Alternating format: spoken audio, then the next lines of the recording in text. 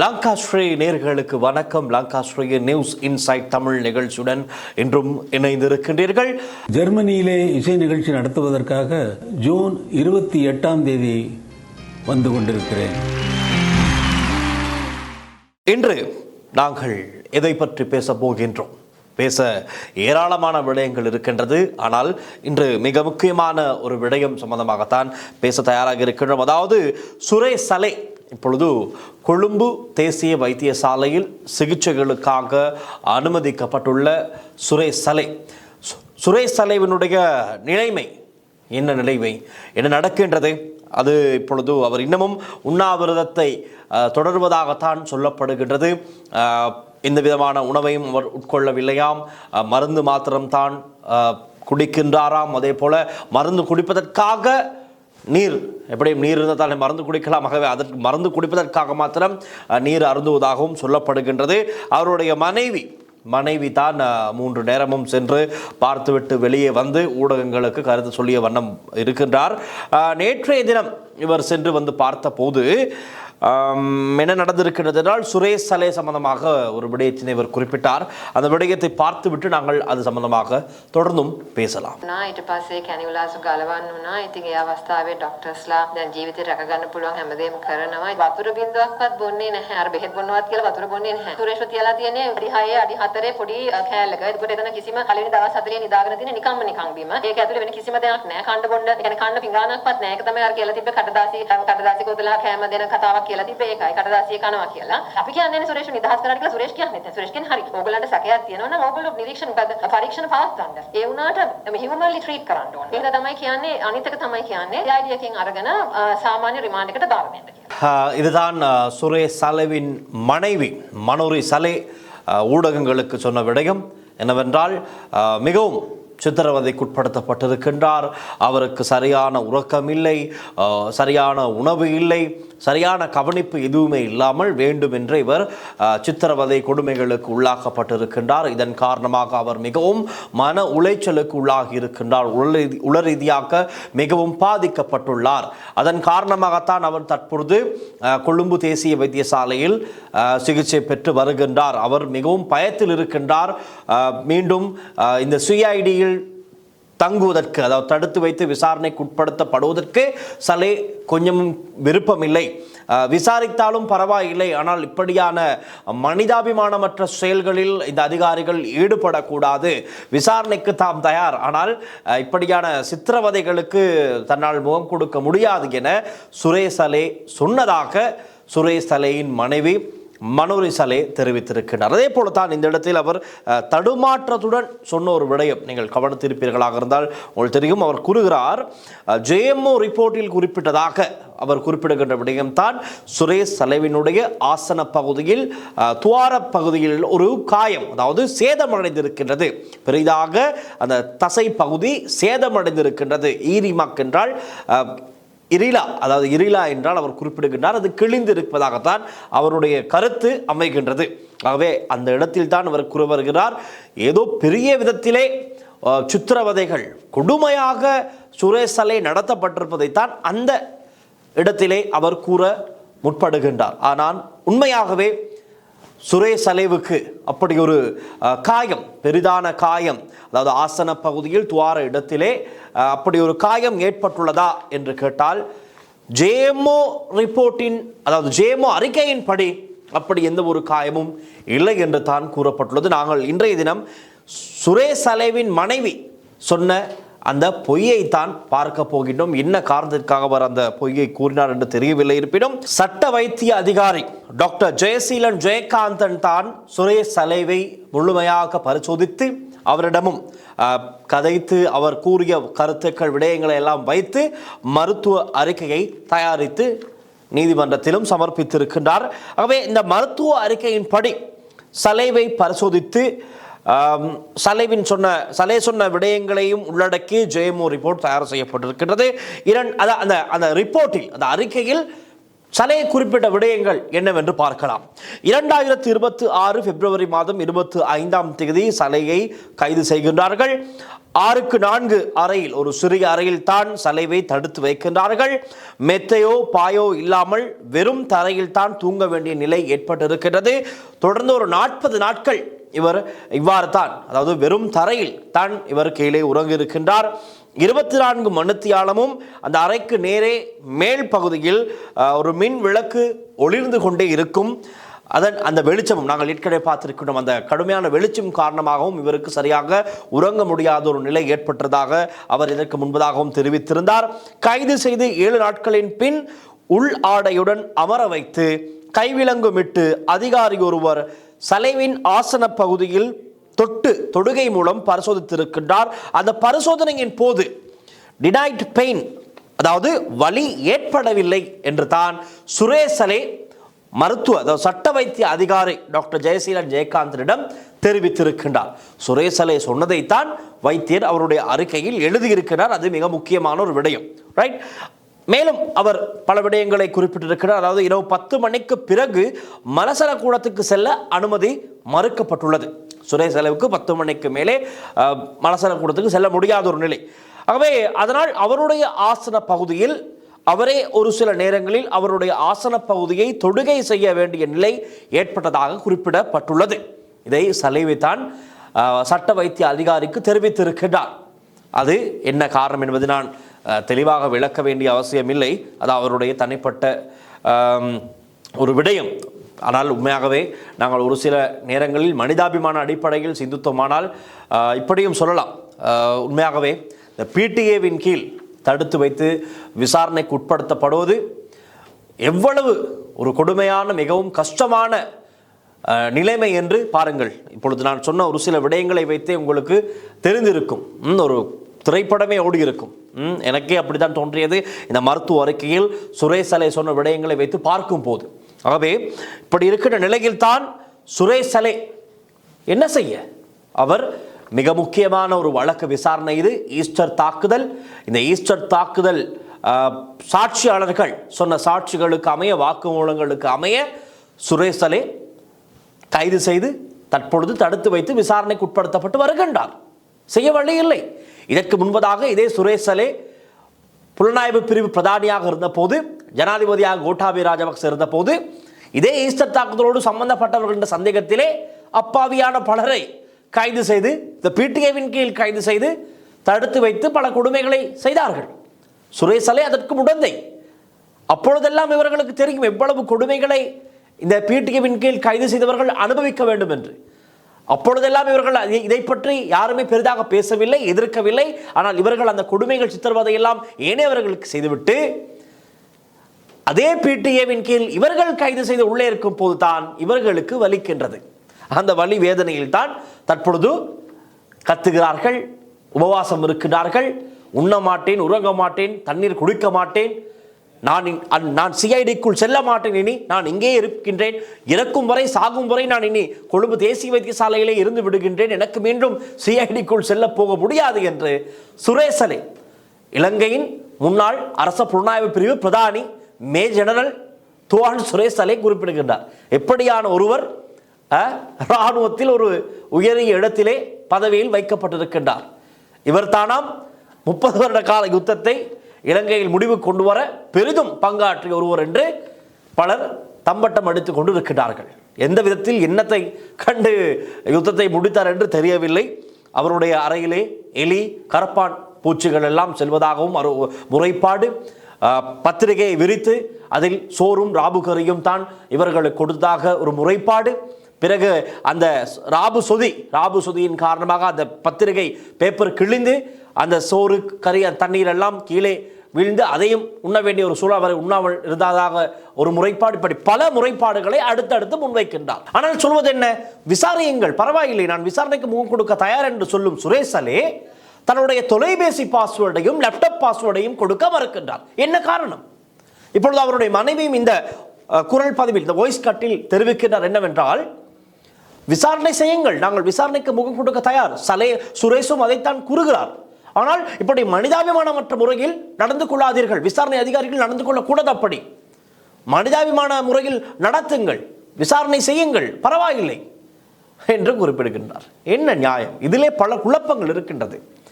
உண்மையாகவே சுரேஷ் சலைவின் மனைவியை இப்பொழுது பலர் அவருடைய அரசியல் தேவைக்காக பயன்படுத்துகின்றார்கள் என்பது தெளிவாக தெரிகிறது.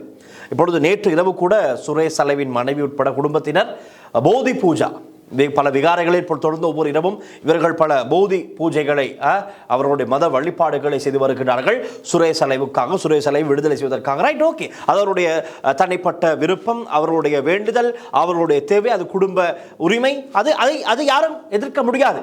அதே போல சுரேஷ் சலை எப்படியாவது அவரை காப்பாற்ற வேண்டும், விடுதலை செய்ய வேண்டும் என்று அவருடைய மனைவி போராடுவது அவருடைய உரிமை. Right, okay.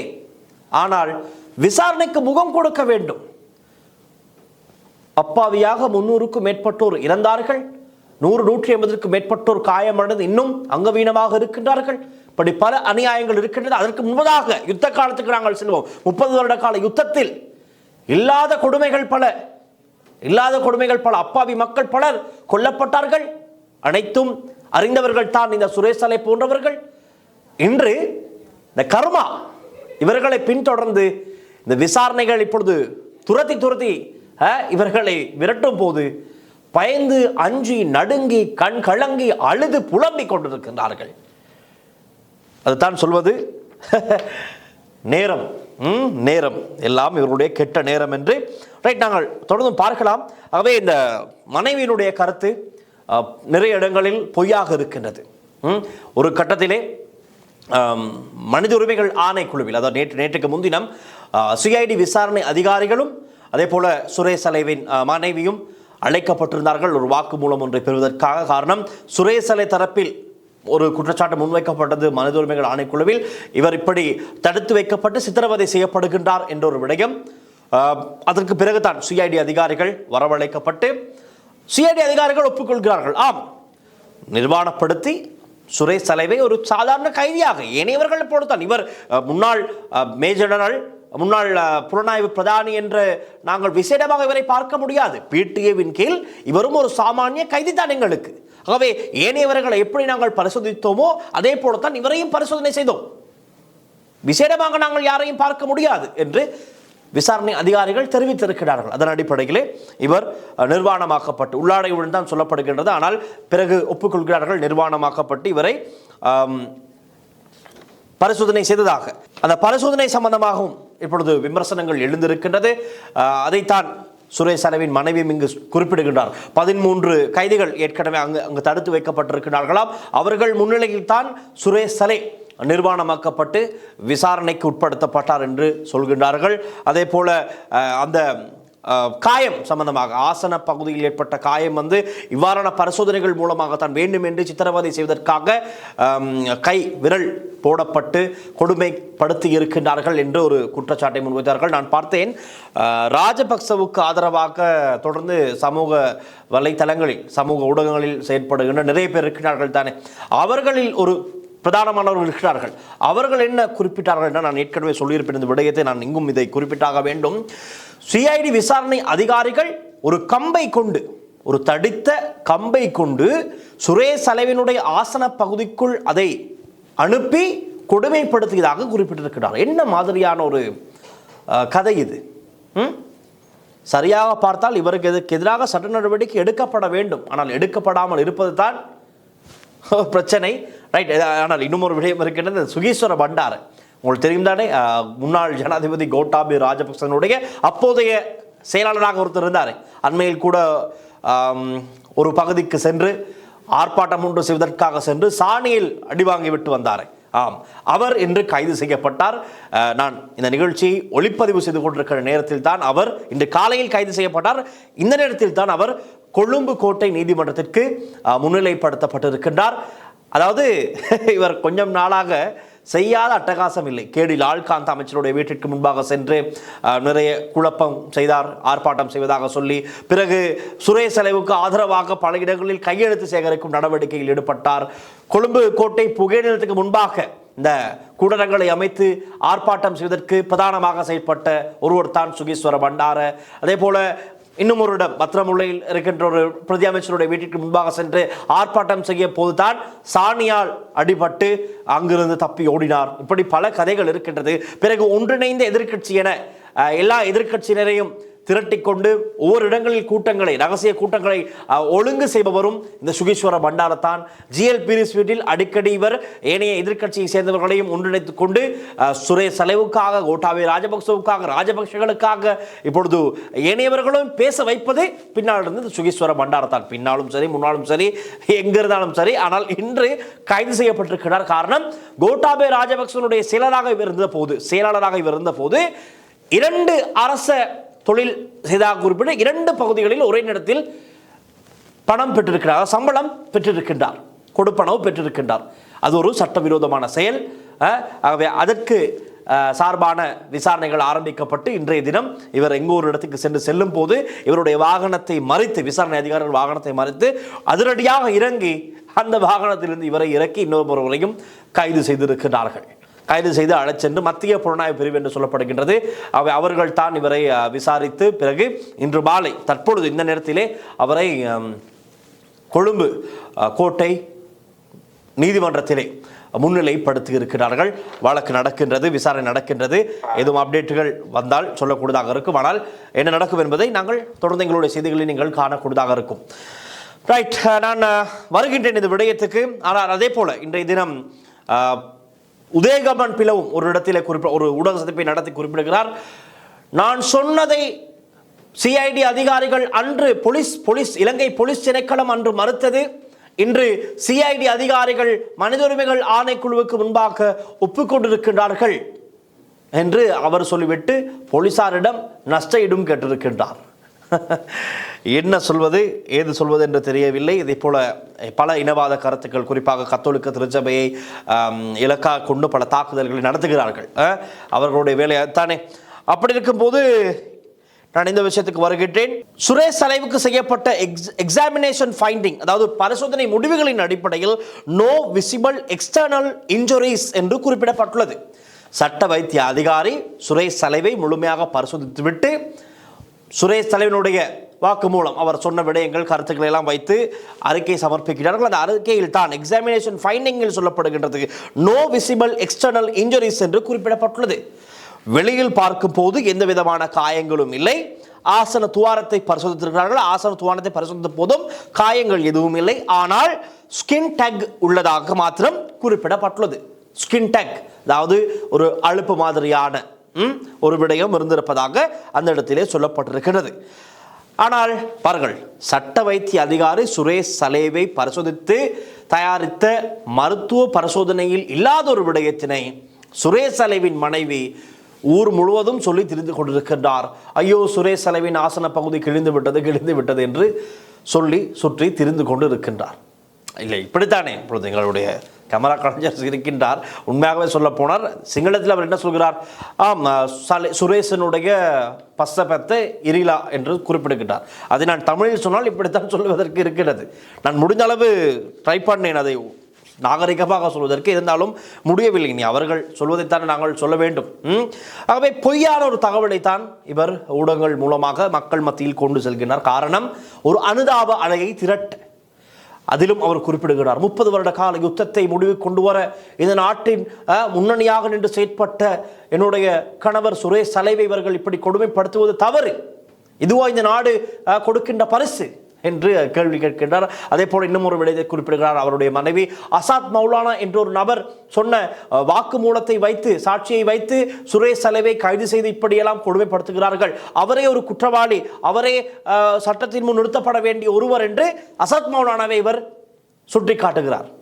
நன்றாக தெரிந்து கொள்ள வேண்டும், இந்த வழக்கிலே அசாத் மௌலானா மாத்திரம் சாட்சியாளர் அல்ல. அசாத் மௌலானா உட்பட மேலும் 3 பேர், மொத்தமாக 4-5 பேர் இந்த வழக்கின் சாட்சியாளர்களாக இருக்கின்றார்கள். இந்த 5 பேரும் வழங்கிய சாட்சிகளில் வாக்குமூலங்களின் அடிப்படையில் தான் சுரேஷ் சலே தடுத்து வைக்கப்பட்டு விசாரணைக்கு உட்படுத்தப்பட்டு வருகின்றார். இவருடைய வாக்குமூலங்களை அடிப்படையாக வைத்துத்தான் கோட்டாபய ராஜபக்ச வெளிநாட்டு பயணத்தடைக்கு உட்படுத்தப்பட்டார். இப்பொழுது கோட்டாபய ராஜபக்ச மேன்முறையீட்டு நீதிமன்றத்திலே மனு ஒன்றை தாக்கல் செய்து அவர் எப்படியாவது இந்த விடயத்திலிருந்து தப்பிப்பதற்கு முயற்சிக்கின்றார். ஆனால் பார்ப்போம், அதுவும் என்ன நடக்கும் என்று நமக்கு சொல்ல முடியாது. காரணம், மீண்டும் அந்த வழக்கினை தள்ளி போட்டிருக்கிறார்கள். வழக்கு விசாரணையை நான் அதை குறிப்பிடுகிறேன். ஈஸ்டர் ஞாயிறு பயங்கரவாத தாக்குதல்கள் தொடர்பான விசாரணைகளில் தனது கைது நடவடிக்கையை தடுக்கும் ஆணை கோரி முன்னாள் ஜனாதிபதி கோட்டாபய ராஜபக்ச தாக்கல் செய்த மனு மீதான மேலதிக பரிசீலனையை மேன்முறையீட்டு நீதிமன்றம் ஜூன் 24ஆம் தேதி வரை ஒத்திவைத்துள்ளது. ஆகவே 24ஆம் தேதி தான் அந்த தாக்கல் செய்த மனு சம்பந்தமான அப்டேட்டுகள் கிடைக்கும். ஆனால் அதற்கிடையில் இவர்கள் பார்க்கின்றார்கள், சுரேஷ் சலேவின் காப்பாற்றத்தான் வேணும், ரைட்? அவர் காப்பாற்றப்பட வேண்டிய ஒருவர். காரணம், அவர்தான் இந்த ஈஸ்டர் தாக்குதல் சம்பந்தமான பல விடயங்களை அறிந்ததாக சொல்லப்படுகின்ற ஒரு நபர்.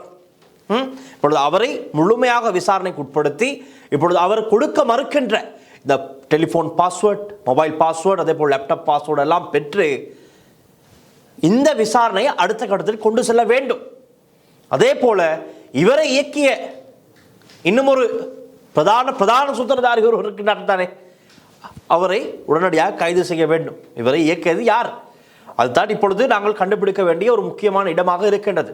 நான் பார்த்து நிறைய பேர், ரவுஃப் ஹக்கீம் பார்லிமெண்ட் உறுப்பினர் கூட தெரிவித்திருந்தார், இப்பொழுது விசாரணைகள் ஒரு நேர்கோட்டில் சரியாக சென்று கொண்டிருக்கின்றது, அதனால் தான் நாங்கள் எதுவுமே பேசாமல் இருந்தோம் என்றும் அவர் குறிப்பிட்டிருந்தார்.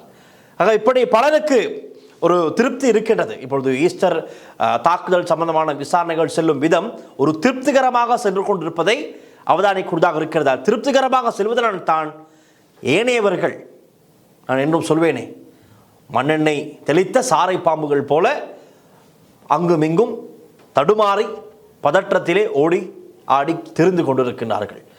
எது எப்படியோ எல்லாம் சரியாக நடக்கும்.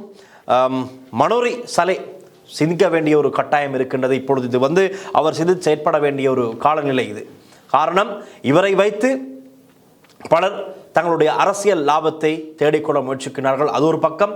அதே போல சுரேஷ் சலேவை கொள்வதற்கு பல வாய்ப்புகள், சந்தர்ப்பங்கள் இருக்கின்றது. பலர் பார்த்து கொண்டிருக்கிறார்கள், சுரேஷ் சலே எப்போது இறப்பார் என்று. ஒரு தேவை இருக்கின்றது நிச்சயமாக.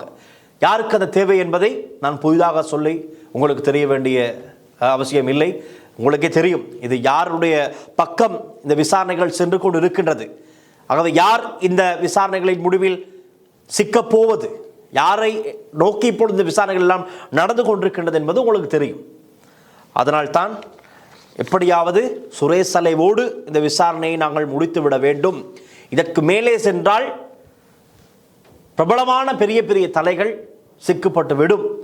அவர்களை எப்படியாவது நாங்கள் காப்பாற்றிவிட வேண்டும், காப்பாற்றியாக வேண்டும் என்பதற்காக சுரேஷ் சலேவோடு இதை முடிக்க பார்க்கின்றார்கள், சுரேஷ் சலேவையும் முடிக்க பார்க்கின்றார்கள். அதுதான் உண்மை. அவை மிகவும் பாதுகாப்புக்கு மத்தியில் பராமரிக்கப்பட வேண்டிய ஒருவர் தான் சுரேஷ் சலே. நான் நினைக்கின்றேன், மனோரி சலே நினைத்தால் சுரேஷ் சலேவினுடைய உண்ணாவிரதத்தை நிறுத்த முடியும். ஆனால் இவரும் இப்பொழுது பார்த்துவிட்டு வரும்போதெல்லாம் சொல்கின்றார், சுரேஷ் ஒன்றும் உண்ணுகிறார் இல்லை, குடிக்கிறார் இல்லை, உறங்குகிறார் இல்லை என்று. மனைவி தானே, கட்டிய மனைவி என்றால் சொல்லலாம் தன்னுடைய கணவருக்கு, நீங்கள் இதை நிறுத்திவிட்டு உண்ணுங்கள், விசாரணைக்கு முகம் கொடுங்கள், விசாரணையின் மூலமாக நாங்கள் நிரபராதி என்று நிரூபிப்போம் என்று சொல்ல வேண்டியதானே. ஏன் பதற்றம், ஏன் பயம்? அவ்வளவு தான் சொல்வதற்கு இருக்கிறது. பல பேருடைய சாபம், அந்த சாபம் தான் இங்கு பல பேரை பதற்றத்தில் வைத்துக் கொண்டிருக்கின்றது. தொடர்ந்தும் லங்காஸ்ரீயுடன் எழுந்திருங்கள். இன்னும் நாளை நிகழ்ச்சியில் இன்னும் பல புதிய விடயங்களோடு சந்திக்கலாம். ஒளிப்பதிவாளர் இசையருடன் நான் டில்ஷான் வின்சன். நன்றி, வணக்கம்.